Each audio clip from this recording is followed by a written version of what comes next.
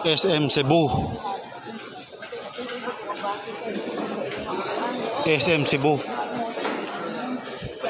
Ayan. Marami na akong napagtanungan kaso hindi ako marunong magbisaya. Puro tanong lang na ako ng tanong pero hindi ako marunong magbisaya. SM Cebu. Ayan o. Kailangan talaga dito marunong ka magbisaya para makakausap mo yung mga tao.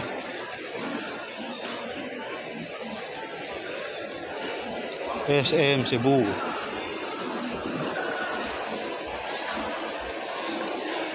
Yes.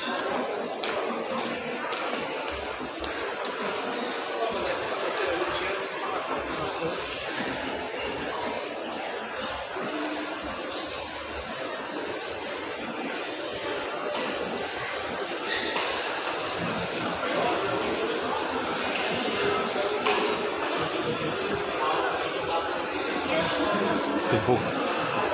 Oh, daming foreigner.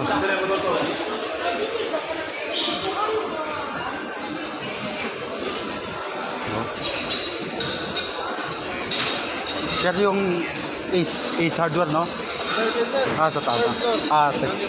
Thank you. Ayun, no? Mga likha ng mga taga Cebuano. Gitara, wow. Daming gitara. Pupunta tayo ng Ace Hardware, Cebu.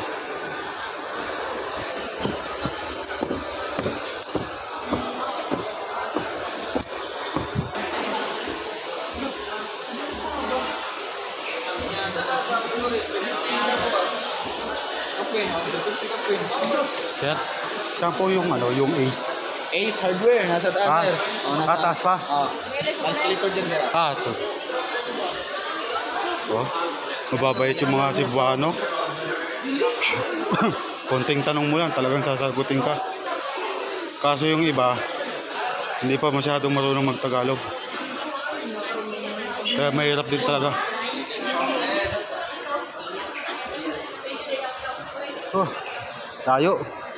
Ligaw-ligaw na ako nito. Dalawang SM pala to, di ko. Parang dalawang SM. Magkadikit.